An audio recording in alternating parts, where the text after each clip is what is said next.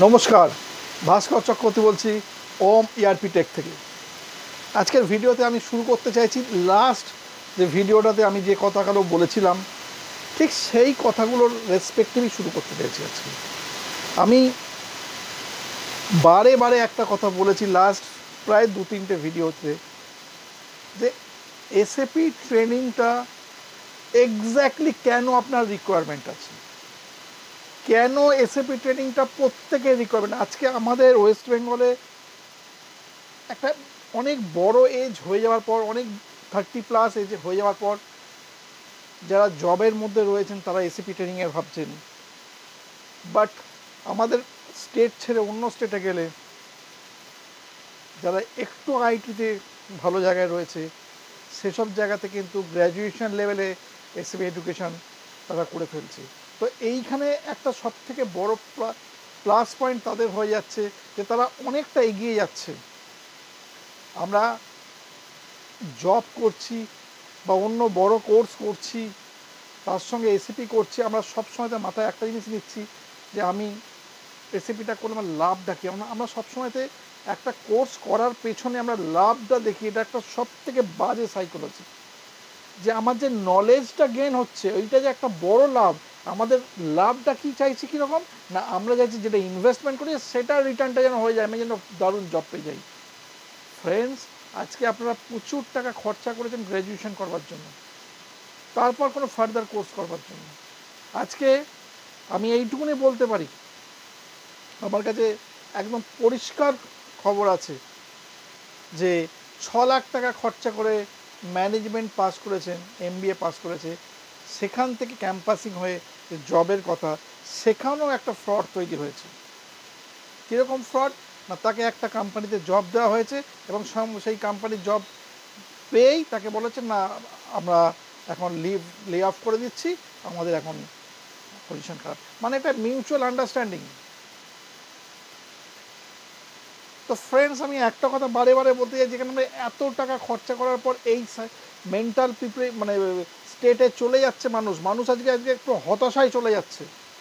এটা হতাশা যাওয়াটা খুব স্বাভাবিক, যে একটা 6 লক্ষ টাকা 6 lakhs, এটা বিশাল একটা মানুষের জীবনের সঞ্চয় হয়ে যায় সারা জীবনের শেষে। সেই টাকাটা যখন কোনো একজন স্টুডেন্টের পেরেন্টস খরচা করছেন, তার আউটপুট হিসাবে সে যখন কিছু দেখতে পাচ্ছেন না, সেখানে না বাড়ির পেরেন্টস না বাড়ির স্টুডেন্ট কারোরই মেন্টাল স্টেট ঠিক থাকতে পারে না। আমি সবসময় তার সঙ্গে এগ্রিড। বাট আবার একটা কথা এটাও বলে দিচ্ছি, যে সমস্ত স্টুডেন্টরা আমার কাছে প্রচুর কল এসছে এই 31 মার্চের মধ্যেই, মার্চ মাসে, যে বিটেক ওরিয়েন্টেড বা বিটেক লাস্ট সেমিস্টার চলছে, এরকম অনেকে বিটেক করে কিছু চাকরি হয়তো সামান্য করছেন, বা অনেকে হয়তো জবে খোঁজ করছেন, বা দেখা গেল এটা অন্য হয়তো আর্টসের কোনো স্টুডেন্ট হতে পারে যারা হয়তো মাস্টার্সও করে ফেলেছেন, ঠিক আছে। বা দেখা যাচ্ছে যে ফাইন্যান্সের ক্ষেত্রে যে অনেক স্টুডেন্ট আছে বা অনেক পার্সন আছে যারা গ্র্যাজুয়েশন করার পর হয়তো কোনো জায়গায় অনেক দিন ধরে জব করে যাচ্ছেন, বাট এই যে জবের মধ্যে যারা রয়েছেন তাদের ক্ষেত্রে দেখা যাচ্ছে তাদের যে ইমপ্রুভমেন্ট, ডেভেলপমেন্ট, স্যালারি স্ট্রাকচারের যে ডেভেলপমেন্ট, সেই জায়গাটা একটা জায়গায় স্টাক হয়ে যাচ্ছে। এবং এইটা আলটিমেটলি কোভিড পিরিয়ডের মানে একদম সব থেকে খারাপ এফেক্ট। সেটা আমাদের অনেক ইকোনমিস্ট বলেছিলেন যে কোভিডের এফেক্ট, কোভিডের সময়তে যেটা আমাদের ফিজিক্যালি পড়েছে, ফিনান্সিয়াল পড়বে আফটার 2 ইয়ার্স, সেটা এখন কিন্তু 2 ইয়ার্স প্রায় অলমোস্ট শেষের দিকে। তো এখন যেটা দেখা যাচ্ছে যে ডিফারেন্ট জায়গাতে আমাদের কিন্তু এই প্লেসমেন্ট ওরিয়েন্টেড অপরচুনিটি স্কোপের জায়গাটা ওপেন হয়েছে। তো ফ্রেন্ডস, আমি আজকে একটা কথাই বারবার করে বলছি, আমার বিভিন্ন স্টুডেন্ট তারা বিভিন্ন জায়গা থেকে করছেন, আমি প্রত্যেকটা স্টুডেন্টকে একটা কথা বলছি, আপনারা ডেডিকেটেডলি কোর্সটা করুন। একটা মেন্টাল প্রিপারেশন নিয়ে করুন যে এই কোর্সটা আপনাকে জব পাওয়াবেই। আলটিমেটলি জব কীরকম পাওয়াবে, আপনি ভাববেন যে করেই জব পেলাম তা নয়, কিন্তু আপনাকে একটা বিরাট সাপোর্ট, যে আজকে আপনি যে কোনো জায়গায় গিয়ে যখন এসিপি করি জানি বলবেন, তার আপনার নিজস্ব স্ট্যাটাস থেকে একটা উপরে থাকবে। এটা সব থেকে বড়ো সাপোর্ট।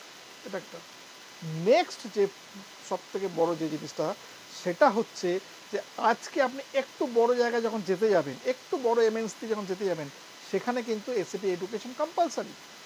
তো এসএপি এডুকেশনটা করে থাকা মানে আপনার অনেকটা আলটিমেট প্রোটেকশন হয়ে যাবে আপনার রিগার্ডিং ভালো জবের জন্য। নেক্সট আমি যেটা আর একটা কথা সব থেকে বলছি, যে কিছু কিছু স্টুডেন্ট তারা বিভিন্ন জায়গায় সার্চ করে দেখছেন করছেন, যে বলছেন এক্সপিরিয়েন্স। আপনি আমাকে একটা কথা বলুন, যে জায়গায় লেখা আছে, যেখানে আপনাকে ইন্টারভিউ দিতে গেলে বলছে আপনার এক্সপিরিয়েন্স নেই, তাকে একটা কথা অ্যাটলিস্ট জিজ্ঞেস করবেন যে আপনার এক্সপিরিয়েন্সটা যেদিনকে আপনি কোর্সটা শেষ করেছেন কত ছিল। আজকে 3 ইয়ার্স 4 ইয়ার্স বাদে সে আজকে ওখানে বসে ইন্টারভিউ নিচ্ছে, তাকে একটা কোশ্চেন জিজ্ঞাসা করবেন অ্যাটলিস্ট। এবং আমি আজকে মিডিয়াতে, ইউটিউব মিডিয়াতে আমিও গলাটা ফাটাচ্ছি তাদের জন্য, এই সমস্ত স্টুডেন্টরা যারা শিখে বেরোচ্ছেন তাদের তো এক্সপিরিয়েন্স জিরো থাকবেই। এটা তো এটা তো একটা সাধারণ নিয়ম। এরা জবটা যেই পাবে, স্কোপটা যেই পাবে, তখন তাদের আলটিমেট বাড়বে। তো সেই জন্য যে সমস্ত স্টুডেন্টরা এই সাইকোলজিতে আছেন যে এক্সপিরিয়েন্স নেই বলে জব আমি পাবো না, বা আমি যে অ্যাপ্লাই করছি সেখানে, আপনারা ভুল স্টেটে আছেন। আপনারা বারবারে বলছি একটা কথা, মানে প্লেন সিম্পল জিনিসটা চিন্তা করুন, যে যে লোকটা আপনাকে বলছে 3 বছরের এক্সপিরিয়েন্স, তার এক্সপিরিয়েন্স 3 বছর আগে কোথায় ছিল?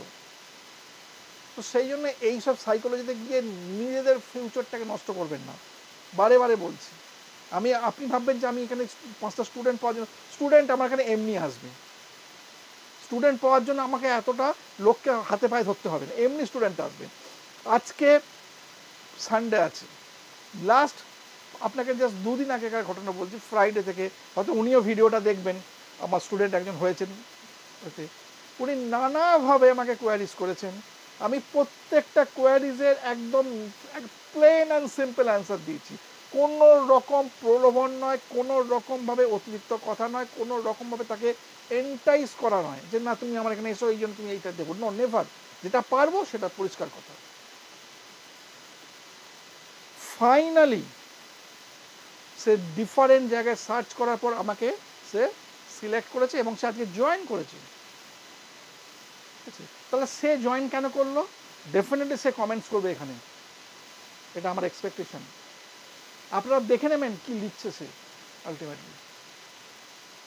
আমি কিন্তু কোনো ধরে বেঁধে কাউকে ধরে আছি। আপনি যদি বলেন, আপনাদের যদি কারোর ডাউটস হয় যে আমি মিথ্যে কথা বলছি, আপনারা আমাকে কল করবেন, আপনাদের ফোন নাম্বার পর্যন্ত দিয়ে দেবো।